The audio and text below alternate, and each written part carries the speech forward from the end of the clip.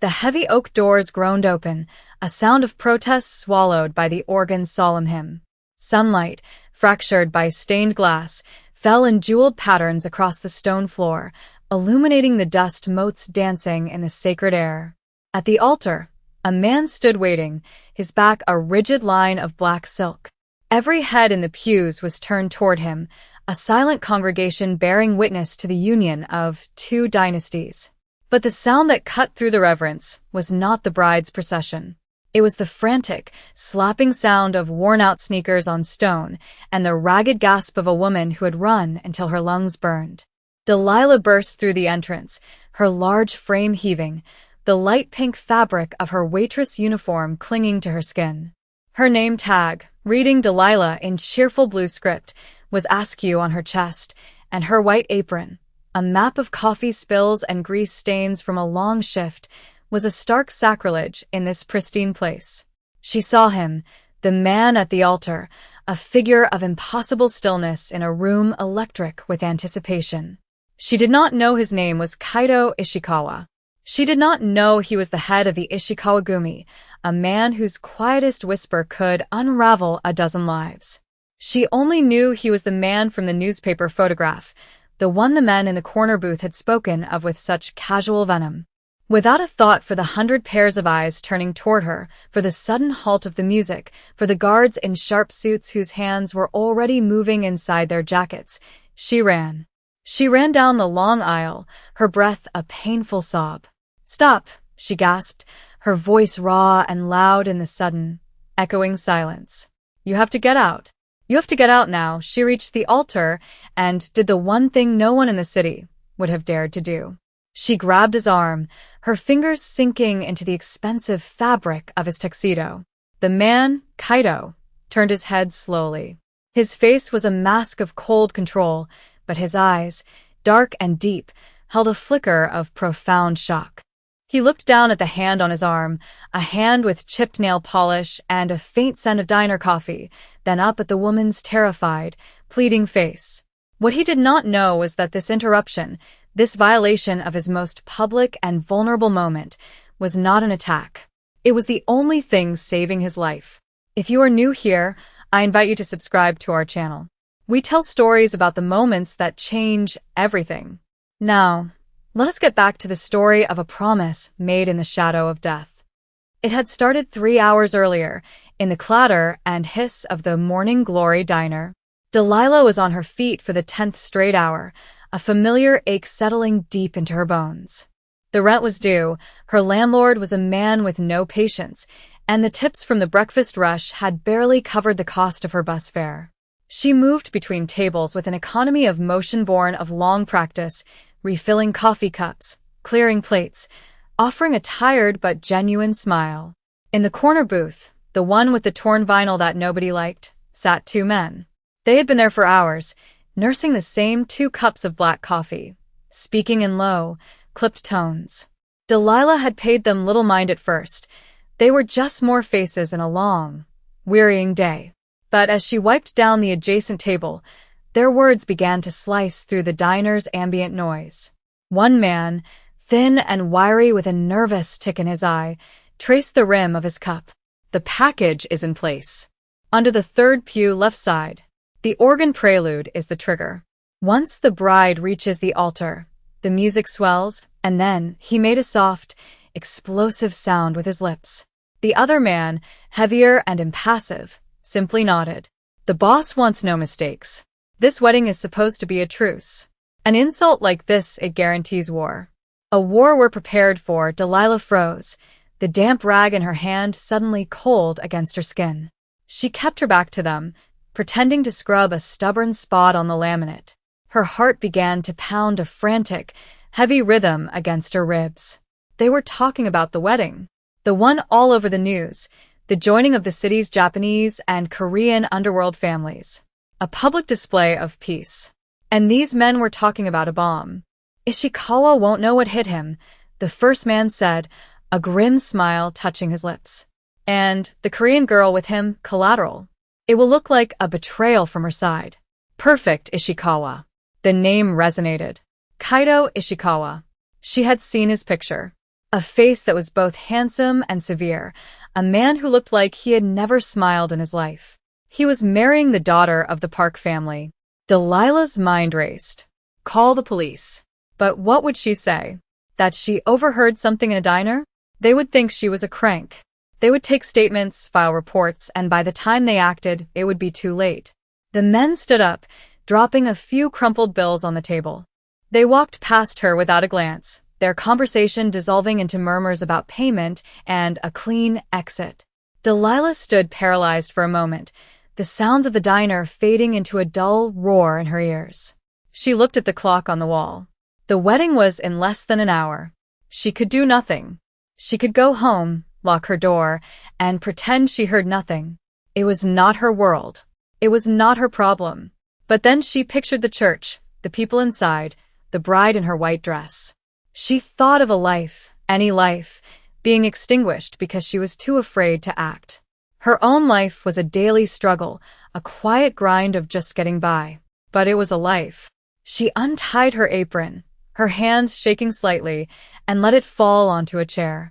She ran out the door, not toward the bus stop that would take her home, but in the opposite direction, toward the grand spires of the old cathedral downtown. Back in the hushed, tense atmosphere of the cathedral, Kaito Ishikawa stared at Delilah. His guards, 3 of them now, had formed a tight circle around them, their bodies poised to act. The bride, a young woman named Minesio Park, whose face was pale beneath a delicate veil, took a hesitant step back, her hand flying to her mouth. Kaito's gaze was analytical, cold. He was a man who read people for a living, who dissected motive and intent from the slightest flicker of an eye or the tremor in a voice. He saw a woman in a cheap uniform, out of breath, and clearly terrified. Her fear seemed genuine, not the manufactured panic of an assassin or a zealot. It was the fear of an ordinary person in an extraordinary situation. "Who are you?" His voice was low, perfectly controlled, yet it carried an authority that cut through the silence. One of his men, a sharp-faced lieutenant named Jinho, stepped forward. "Sir, let us remove her. She is clearly unwell." "This is an embarrassment." Jinho reached for Delilah's arm, but Kaito raised a single, cautionary finger. The lieutenant stopped instantly. Kaito's eyes never left Delilah's. "I will ask you again," he said, his tone dropping even lower. "Who are you?" "My name is Delilah," she said, her voice trembling but clear. "I work at the Morning Glory diner down on 5th. It doesn't matter. There's a bomb. In the church." They said when the organ swells," she was babbling, the words tumbling out in a rush of desperate sincerity. She looked past him, at the rows of elegantly dressed guests, at the flowers, at the sunlight pouring through the windows. It was all so beautiful, and all of it was about to be torn apart. "Please," she whispered, her grip on his arm tightening without her realizing it. "You have to believe me. They're going to kill you," Jinho scoffed softly. "Sir, this is absurd. A waitress from a greasy spoon? This is a distraction. A trick. Our security has swept this entire building twice. It is clean." He spoke with the confidence of a man who believed in systems, in protocols, in the infallibility of his own preparations. To him, this woman was a glitch, a random variable to be dismissed and deleted.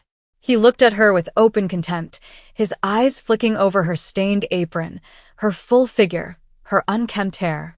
She was nothing, a nobody, and nobodies did not have access to information that could topple empires. Kaito, however, was still watching her face. He was a man who understood that the greatest threats often came not from the expected places, but from the overlooked, the underestimated. He saw the raw, unscripted terror in her eyes, and he contrasted it with the smooth, practiced disdain on his lieutenant's face. He had built his entire life on trusting his instincts, and right now, every instinct he had was screaming at him that the real danger was not this woman, but the possibility that she was telling the truth. The decision had to be made in a heartbeat. Around them, the guests were murmuring, a ripple of confusion, and alarm spreading through the pews. The organist, poised at his console, looked toward the altar for a signal, his hands hovering over the keys. Jin-ho pressed forward again, his voice a low, urgent hiss meant only for Kaido. Sir, the parks are watching. Your bride is watching. Any sign of weakness now, it will destroy the truce before it even begins. We must proceed. Get her out of here, weakness. The word hung in the air. For a man like Kaido, the appearance of strength was everything. To be seen reacting to the hysterical claims of a stranger was a public loss of face. It would make him look foolish, paranoid. It would give his new Korean allies and his old enemies a reason to doubt his control. For a moment, his jaw tightened. He could have her thrown out. He could let the wedding proceed, trusting in his security, in the logic that told him this was impossible. He could choose pride. But then he looked down at Delilah's hand, still clutching his sleeve.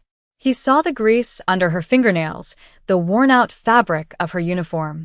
This was not a woman who belonged in his world. She had nothing to gain from this. No status, no power, no money. There was no angle he could see, no intricate play for leverage. There was only the stark, simple truth of her terror.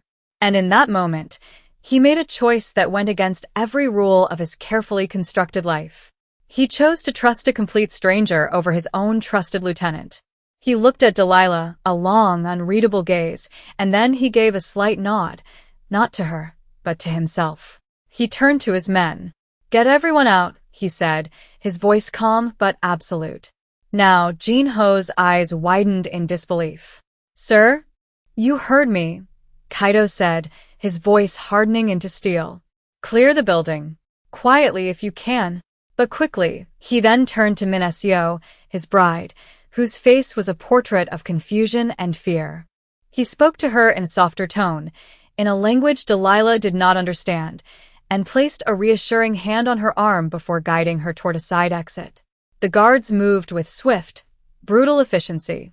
Whispers turned to panicked questions as elegantly dressed men and women were hustled from their pews and herded toward the doors. Kaido never let go of Delilah's arm. He pulled her along with him, a strange tableau of the impeccably dressed groom and the disheveled waitress, moving as one through the chaos he had just unleashed. They were almost at the main entrance, the fresh air of the street just ahead, when the organist, confused by the commotion and trying to restore order, made a fatal mistake. He thought a triumphant swell of music might calm the crowd. His fingers descended onto the keys, and the first chord of the wedding march boomed through the cathedral. They were thrown forward by the force of the blast. A deafening roar tore through the air, and the beautiful stained-glass windows behind them exploded inward in a shower of colored shrapnel. The ground shook violently, and a wave of heat and pressure washed over them, so intense it stole the breath from their lungs. Kaido reacted with pure instinct.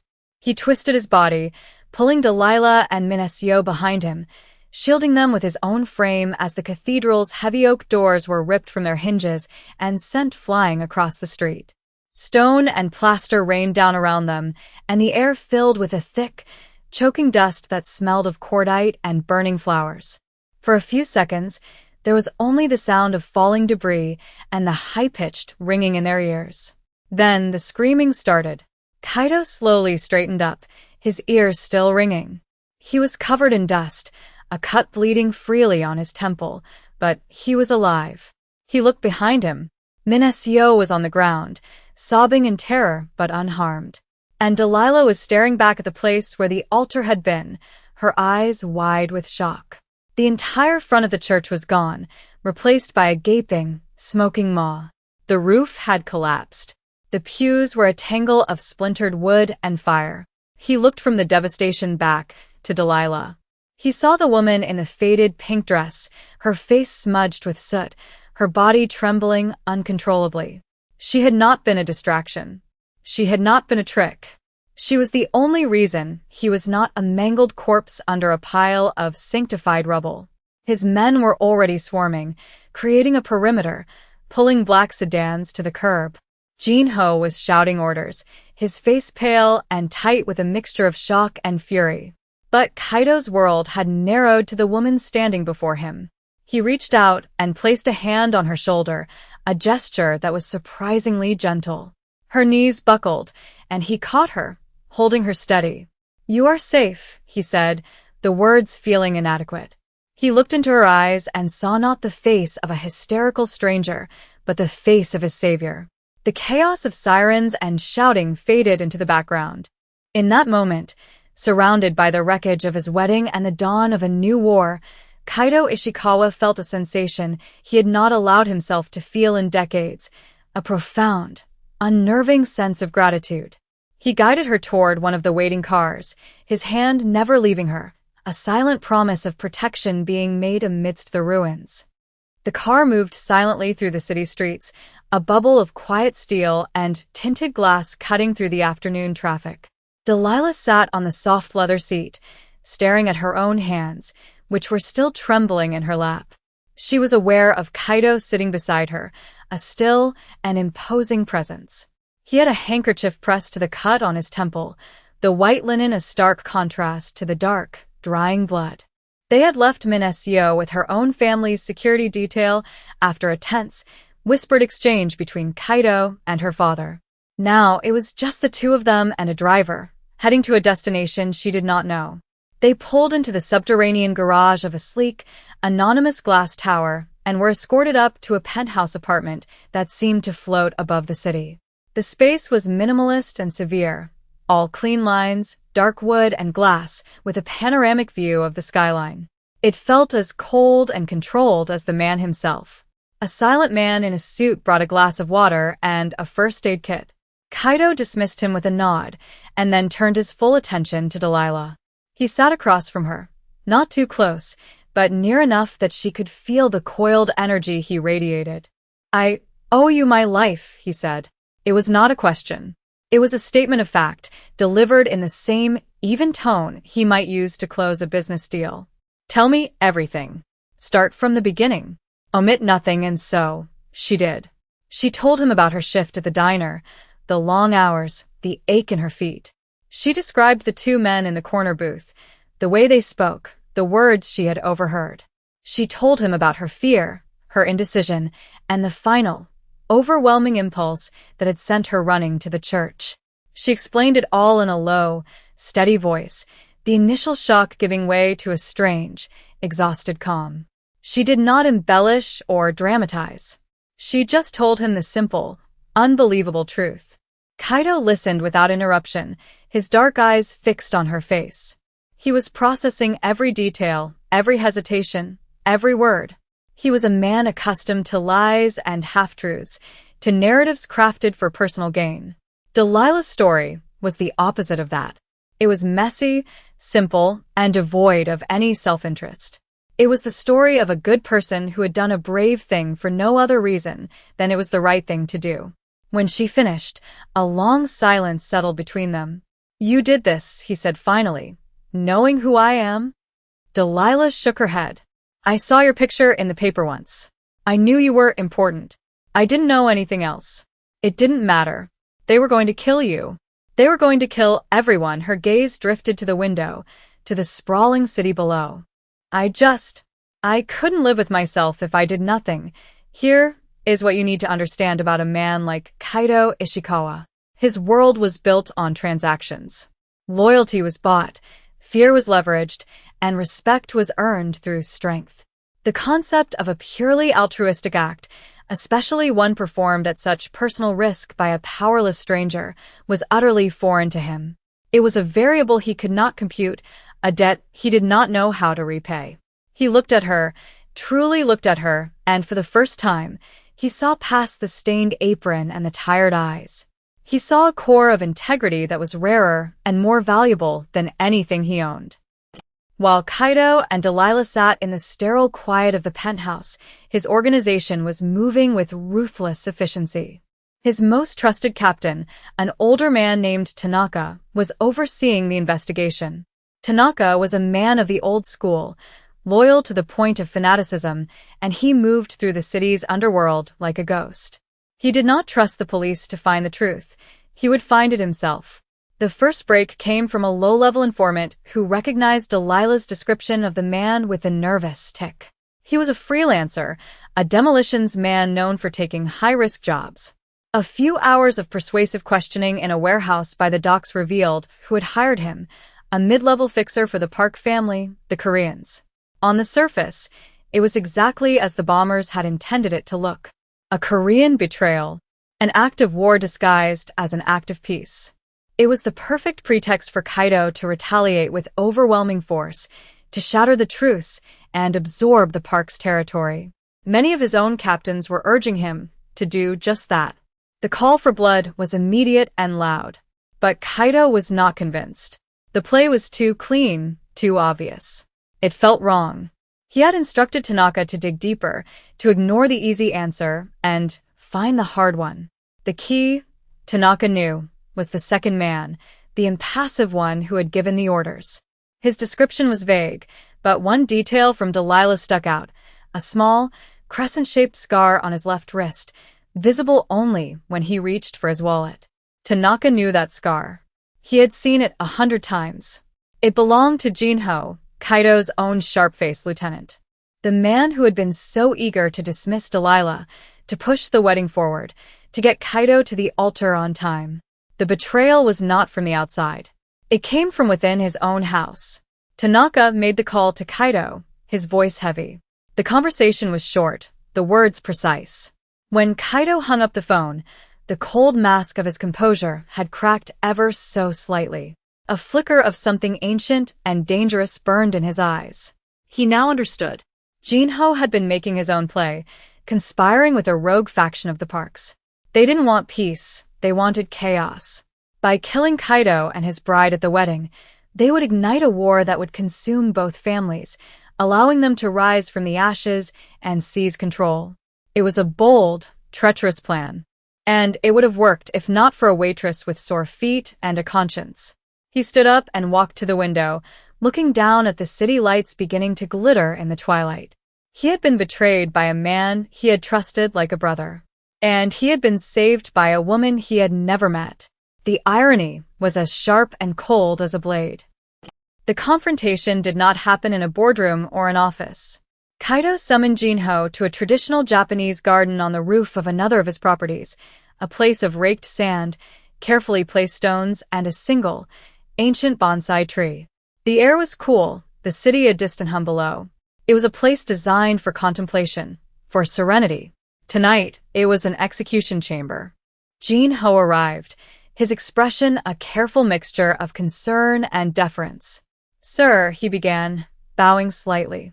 "Tanaka-san has reported. The Koreans are responsible.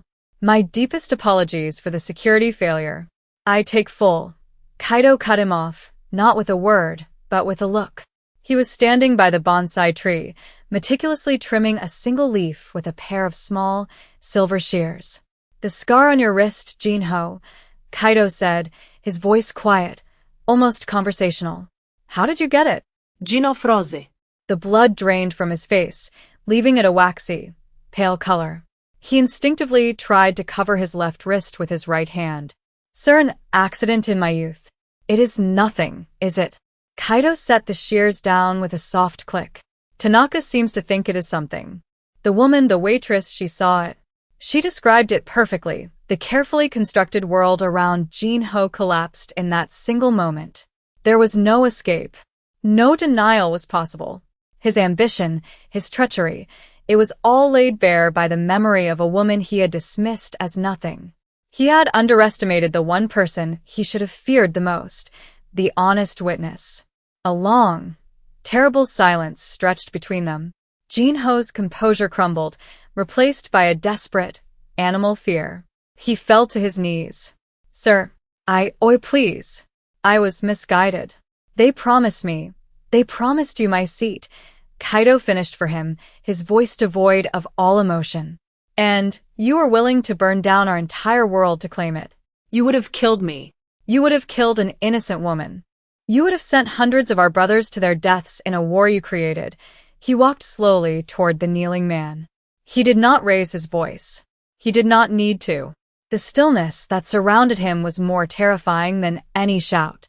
"You dishonored yourself. You dishonored me. You dishonored our family." Kaido stopped directly in front of Jinho.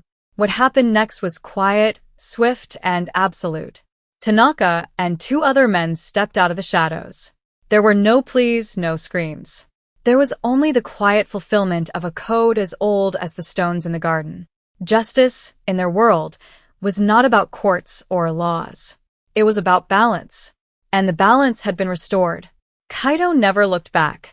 He walked away, leaving the garden to his men, his face an unreadable mask once more. His only thought was of the woman waiting for him back in the penthouse, the woman who had unknowingly become the fulcrum upon which his entire life had turned. When Kaido returned to the penthouse, the sky outside was dark, bruised with the first shades of night. He found Delilah not in the vast living area, but in the kitchen. She had found coffee and had made a pot, the simple, domestic act a strange counterpoint to the day's violence and luxury.